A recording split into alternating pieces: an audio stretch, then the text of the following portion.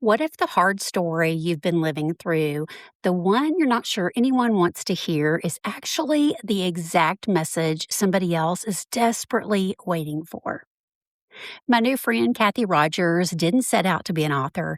She was a cancer survivor, a grieving daughter, and a grieving mom. And writing a book, much less starting a podcast, was the last thing on her mind. But she quickly discovered, with God's help, she could use a podcast and a book at the same time to find her voice, stay authentic, and help others along the way. Today, Kathy's sharing about her book, Look for Good: Discovering God in Grief, Celebration, and the Everydays. How journaling might be your best first step towards sharing your own hard story. Plus, since we connected through Podmatch, I couldn't wait for her to share what her experience has been like using that platform to connect as a podcast guest. You're in for a treat today, so let's get to it. Hey, Kathy, welcome to Book Marketing Mania. I'm so thrilled to have you on the show today. I am so excited to be here. We get to be together and we're just down the road from each other. I know. That's so fun getting to meet people in person. So, yeah, I'm so looking forward to it. And I'm so grateful to Podmatch that we were able to make this connection. So, I want you to first tell our listeners, Kathy, about your book and who you wrote it for. Can you kind of just give us a little overview of that? Well, yes, I can. And I am one of those people that I did not have a huge desire to write a book. I was just fine telling my story. But then I realized books are forever, and when you need them, they're there. So, Hmm. about a year ago, I wrote my story. It's really a faith journey, and just that the things that we go through aren't our identity. We don't have to choose to be victims. We can learn and grow from it. And so I am a breast cancer survivor. I'm 8 years cancer free, but I have cancer within my family. So my Uh-huh. mother was diagnosed about 6 months before me with metastatic ovarian cancer. She lost her battle in February of 2023. And then Mm. in August of 2023, our 29-year-old daughter was diagnosed with metastatic breast cancer. Oh, And gosh. then she fought a valiant fight. But in February of 24, she went home to be with Jesus. And Mhm. so my book is about how God is there with us through all those hard times. I mean, those hard Mhm. times were going to happen anyway, but Mhm. my faith grew. Not that it wasn't hard, it was still really hard. It was really hard to fight the cancer. It was really uh, hard to lose my mom and then to lose Elena, but I can choose the perspective to see, you know what? We got 6 months with Elena. We don't Mhm. have any regrets. My mom, we knew of her diagnosis for 5 years. I mean, so we're blessed to have that time. But that's not Mhm. always the case, you know? And Yeah. so to be able to do that and to realize then the book became that God is there in all the times, whether it's grief, whether we're celebrating, or just those mundane, everyday life is just the exact same thing that it was yesterday times. He Mhm. is still there. And so it just became a book. And now it's really interesting to watch. It's a referral book. People Mhm. read it and then they think Yes. of somebody that needs it. Yeah, I that's can. exactly what I was thinking, like, as you're running through that, I Uh-huh. mean, I'm thinking of of course, myself. I'm thinking of all these scenarios, but I was thinking, like, my mother-in-law was diagnosed with metastatic breast cancer, back in 2008, and we lost her in 2012. So, it was a hard 4-year battle. But she was definitely, like, a person that saw joy through it, even though it Mhm. was so hard. And I'm also a special needs mom. And so, Yes. gosh, if there's grief and joy every single day, right? But Every single day. I just, I so appreciate you saying that because I was thinking immediately, like some of my girlfriends that, I've got a girlfriend that's, um, just finished up her second, battle with cancer. And she's too, like, you would never know it. She's joyful, Right. and then another friend of mine that, her husband is just going through it. And so I just feel like we're all under attack with cancer, but yet there are so many other things we might be under attack over. Or like you said, it might be just, the everyday, kind of getting to us. So I love that it's kind of this well-rounded thing that, like I always think about, like, there's so many people that need to read this book, right? It's not Yes. just, one person. It is like everybody you encounter in life, you wanna pass it along. Um, yeah, so talk to us about, just the thing that stood out to me in your book was just how grief and joy can coexist. So talk about, just kinda how you discovered that through it all. Well, I really I don't know, it was just so hard, And one of the things that's hard in walking through grief and also my cancer journey is that there's a fear that is pricked in people around you that makes Mhm, them this almost unreasonably curious. Okay, what I mean by that is when they're asking you questions about what's going on or how things happen or, just these probing things that are like, I don't want to have that conversation. I mm, discovered it's because they're fearful for themselves. So, like on my cancer, how did you discover it? Exactly what type is it? Did you do it this? Did you just, and then I realized they're not talking about me. They're not curious about me. They're trying to analyze, am I doing all the things to prevent these things from happening to me? mhm, Same thing yeah. happened in grief. Same thing happened in grief. So, I think that I forgot the question. There we go. I totally Well, forgot what just you thinking asked me. about, yeah, how you learned, that grief and joy can coexist, Well, like no matter what's going on. so it's just there's a period where you wanna laugh, and then you're like, "Oh, am I not supposed to be laughing?" Because Mhm, and I had a wise pastor who's a good friend of mine say, "It's okay to be okay." mhm, Now that didn't mean, okay, I was okay, and then everything happily ever after. I was okay in that moment, and then, it would be painful again, and then it would be mhm, painful for a little bit longer period of time. I realized so many things in hindsight. I mean, just so many things in hindsight, but I never really grieved my mom's death from mhm, 2023 because then we're immediately thrust into managing an estate, cleaning out her house. My stepdad was still alive. He was not doing well. He was not, so then we were just managing. So then we began doing instead of mhm, being. And then all the things happen with Elena, and you go doing, not being. And then I mhm, think like 4 or 5 months after Elena passed away, we just went on a 2.5 week road trip. And mhm, that road trip gave me glimpses into, okay, we really are still here. Under mhm, all this hard grief, we can laugh, we can enjoy fun times. Normal will come back. It will be a different normal, mhm, but we are still who we are underneath that. And that's when I started realizing, okay, you can do both. And the grief attacks are real. I mean, like, it is not fun to be thinking everything's going along. And then the weirdest thing just makes you go, anyway. mhm. So, Yeah, yeah, that's so true. I was thinking back to, a really good friend of mine that lost her son that had special needs, years ago, and, like, before I even met her, and I just remember we were talking one day, and she was like, she just knew at that point when he passed away that she needed to either grieve now or she was gonna grieve later. She was gonna grieve, but it's like yes, I think she just felt like God was like, "Look, we're just gonna tackle this right now. Not that it's gonna be done." You know what I mean? I'm sure, right. years later, she would attest to that even more so. But she did just, like, go off to her on her own, like, her husband stayed home with the other son, and she just, like, took some time to herself, and she was like not that it was, like, open and closed, but it was like, "I have to just recognize this," and then, she's another great example of, grief and joy coexisting. So, yeah, I'm sure everybody grieves differently, and then, yeah, the different stages that pop up when you least expect it, and it just never goes away, right? It But, does not, and I've heard somebody describe this before, and I haven't really dug into it, but the mourning versus the grieving, like, ooh, we are yeah. going to mourn, and I think that's more of that immediate part, that Uh-huh. immediate life is completely different, you're not really functioning, you're kind of surviving and just going from Mhm, point A to point B, but you're not even really processing. There's a numb feeling of mhm, the irregularity of your days. And then even after a celebration life, a funeral, whatever, you're still kind of in the process part. But then that grief is that prick of sadness. Oh my goodness, when you just forget and you want to pick up your phone to text your mom. Or mhm. if you just like, oh, she would have loved this. Or we say quite a bit with Elena, she would have hated this because Yeah. she did not like processing emotion. I mean, like, I Mhm, remember us all having the exact same thought, sitting around going, She's probably so glad she's the first one to go because she would hate what we're having to do right now. This is just awful. Um, Mhm.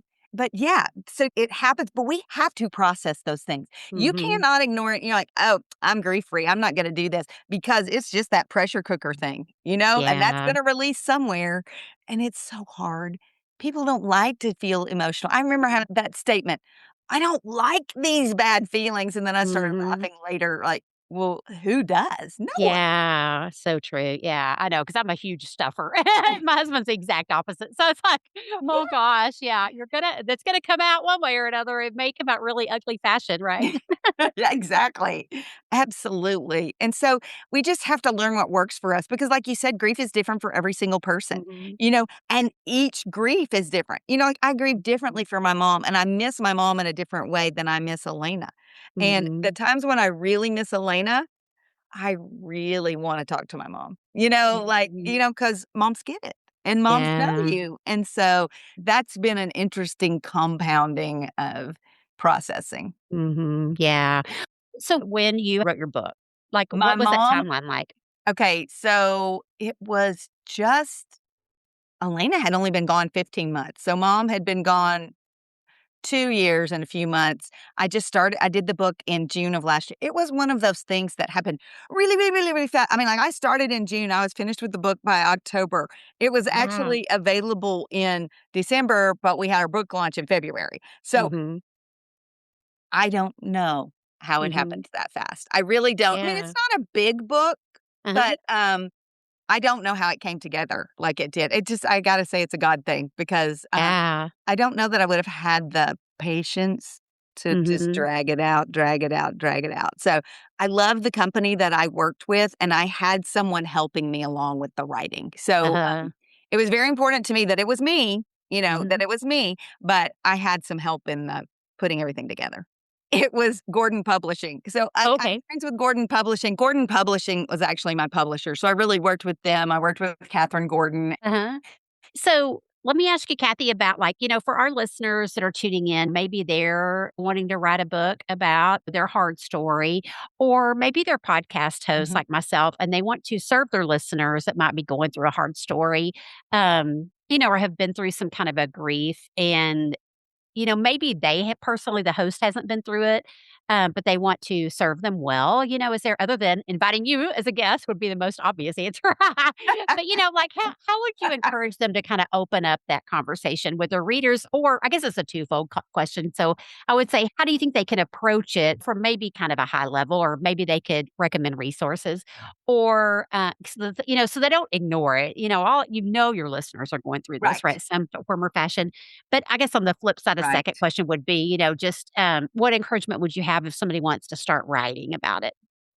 I think that the writing about it is definitely a when you're ready to do it because it's a lot of hard stuff.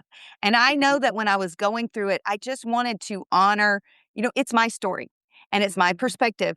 But because it involves so much of my family, I wanted to respect what I was saying and doing about that. And some of the things that I wrote, they didn't make it into the book the way I wrote them because Mhm. some of it was kind of getting out my feelings, and then others then it gets edited to the point of what you really need to hear, what you Mhm. really need to read, versus Mhm. my emotions. It Yeah. doesn't change the message, it just makes it more emotional. So I have people like this all the time. Most people wait a lot longer to write. Mhm. They need to process their grief.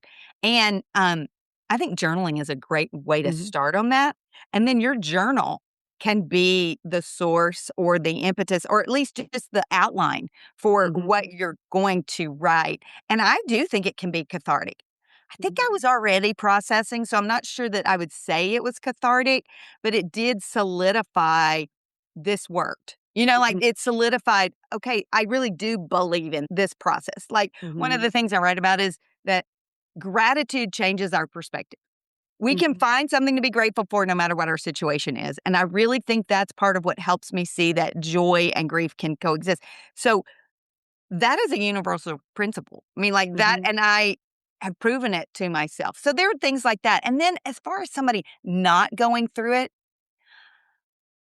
don't pretend you understand, Mhm. but care about the person that you're talking to. Like Mhm. people do ask, they're uncomfortable. They don't Mhm. want to ignore it. That is one thing. Do not ever ignore that someone has had a loss, is going through something Mhm. hard. You may see that it's a hard time, and you can just say, "Hey, I've been thinking about you lately." And then that's enough, and they will let you know if the door is really open to continue. But I think that we can care for one another. Mhm. Like, I'm sure you have a very strong community in your special needs mom Mhm. world. I mean, like, you know how to take care of each other. You understand what's going through. I wouldn't know where to start there, but I would know it's not easy. And I could Mhm. say, can you guide me in how to help you? Mhm. I want to be able to help you. Is it a good day or is it a bad day? Particularly in Mhm. the beginning. Is this a good time to talk about this? I just want you to know I care about you. And Mhm. I don't know what to say. I don't know what to do, but I want to do something. Mhm. Yeah, I think that's so good, and I think that's something that hosts can think about, like, like a grief month or, obviously it's Breast Cancer Yeah. Awareness Month and all those things. I was just thinking because, just thinking that your listeners are going through this, you may not know exactly who is and where they're at, but yeah, just being capable to kind of acknowledge it and just let them know, yeah, I care. Like, we may not be tackling this head on, unless I bring a guest on, but I want you to know you're seen and heard. And yeah, I think that's so good about journaling. We've talked about that some on the show, and I wish I would have done a better job at that. I kept thinking I'm Yeah. processing, but yet I don't think I did as much. And so I got to be better about that myself. So let's talk about your podcast. So you have a Okay. podcast called Your Best Friend's Mom, the Kathy Yes. Rogers podcast. So tell us about that, how you decided to start a podcast and who it's for. Well, I originally started it because as once Elena was gone, Elena was that friend that was the go-to friend, the one with a lot of natural discernment. I mean, I can remember even that as a child that she had that. And she Mhm. could make you rethink what you just punished her for. And it's like, I don't want the 5-year-old to be smarter than the mother, but, just that person. So the friends would go to her, I have this issue, whatever. Well, her friends, several of them told me after her passing that, um, she would say, "Well, my mom says," which, first of all, comfort that your daughter was listening to you, and Yeah. second of, "Oh, that is a missing layer in lives." There are these girls, a lot of them were friends from teenage years, where they're hanging out at your house or you're Mhm. driving them somewhere and you're a part of their lives and you're another adult voice to pour into them, and you lose that after college, and then they're Mhm. young marrieds, and you kind of have it, but you don't really have it. So that was the original audience. Mhm. Now, I don't know if that's who's listening. I mean, I know just as many of my friends listened as, so I don't know, but that was the impetus to get me started on it. I used it at the same time with my book. So, Mhm. like, as I would think of something, emotions, processing something, I would talk about it on my podcast, and then I could write about it in my book. And it Mhm. just was a confirmation that I was consistent. I have this Yeah. big thing in my life about authenticity. I mean, like, Mhm. probably like over the top too much. Everybody does not have to be as real as Kathy seems to think they need to be. So I'm aware of that. I'm aware of that. But I needed to be, I needed to make sure that I was. And that gave me a platform to be processing and sharing what I was going through at the same time I was writing the book. And I think that Mhm. helped me in Yeah. finding my voice and making Uh-huh. sure it was the same voice. Yeah, I love that so much. It's like, I mean, like, I know some people in the audience would be like, "Oh, I can't do both," but I know people who, obviously, another person today that has, and I think that's a great way to look at it. Like you're not starting this thing expecting it to like take off like this big podcast, but it's like it's just your place to process, and then yeah, being able to use those words in a book. Like, Yeah. yeah, I think podcast to book is the coolest thing. To get that done. So, note to self, that's what I keep saying. I've got, There you 5 go. years of podcast and still no book, but it's coming. Well, and So I think that there's this preconceived notion about podcasting. uh-huh. Like, I am probably the poster child for how not to do it. Like, there have been times, like, I try to do it every other week. I've Mhm. only been doing it for like 16 months, Uh-huh. and it goes out on Monday every other week. And there have been Saturday afternoons when I'm like, Mhm. huh, wonder what that topic is. I'm not this. lots of extra in the can, ready to come out. I'm like, "Okay, God, come on. I need Yeah. something. Yeah. Let's do something," kind of thing. So I would encourage people to try it. I mean, like, Mhm. there you really could do it if, don't Yeah. just automatically tell yourself, "I can't write a book and do a podcast at Uh-huh. the same time."